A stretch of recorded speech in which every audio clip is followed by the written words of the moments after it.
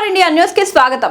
BRS working president KTR సుదీర్ఘమైన పాత్రికేయ సమావేశాన్ని నిర్వహించారు. ఈ సందర్భంగా కేటీఆర్ పాత్రికేయులు అడిగిన ప్రశ్నలకు సమాధానమిస్తూ దేవుళ్లను నీచ రాజకీయాలకు వాడుకోవద్దని రేవంత్ రెడ్డికి కేటీఆర్ హితవు పలికారు. గతంలో భద్రాచలంలోను యాదాద్రిలోను ఒట్టు వేసి రుణమాఫీ చేస్తానని మాట ఇచ్చారని, దేవుళ్లపై మాట్లాడేటప్పుడు ఒళ్ళు దగ్గర పెట్టుకుని మాట్లాడాలని కేటీఆర్ సూచించారు. రానున్న రోజుల్లో అధికారంలోకి వచ్చేది బీఆర్ఎస్ మాత్రమేనని, ప్రజలు అలా కోరుకుంటున్నారని కేటీఆర్ తెలిపారు.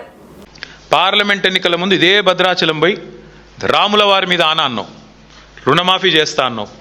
యాదాద్రి లక్ష్మీ నరసింహస్వామి మీద ఆన అన్నావు, రుణమాఫీ చేస్తా అన్నావు. కనబడ్డ దేవుళ్ళందరి మీద ఒట్టు పెట్టినావు. ఇవాళ ఆ దేవుళ్ళే తలలు పట్టుకుని కూర్చునే పరిస్థితి వచ్చింది. వీడెక్కడ దొరికిండ్రా మాకు అని. అట్లాంటి పరిస్థితి ఇవాళ ఉంది. అంటే ఇవాళ మేడిగడ్డతో రాముడు మునిగిపోతాడు అంటే ఆ రాముడు కూడా కోపం వస్తుంది. రేవంత్ రెడ్డి గారు దయచేసి ఒళ్ళు దగ్గర పెట్టుకొని ఉండు. శ్రీరాముడు గురించి మాట్లాడేటప్పుడు, దేవుడి గురించి మాట్లాడేటప్పుడు అబద్ధాలు చెప్తే మరి తప్పకుండా నీకే నష్టం జరుగుతుంది, గుర్తుపెట్టుకో అని చెప్పి కూడా నేను గుర్తు చేస్తా ఉన్నాను.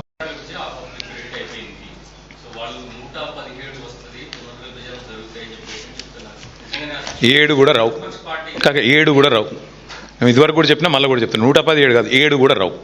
అది ఎప్పుడు ఎలక్షన్లు పెట్టినా కాంగ్రెస్ను ప్రజలు బొందబెట్టడం ఖాయం, మళ్ళీ కేసీఆర్ గారిని ముఖ్యమంత్రి చేయడం పక్కా. ఇది అలా రెండో అభిప్రాయం కానీ రెండో ఆలోచన కానీ తెలంగాణలో ఎవరికీ లేదు. Thank you.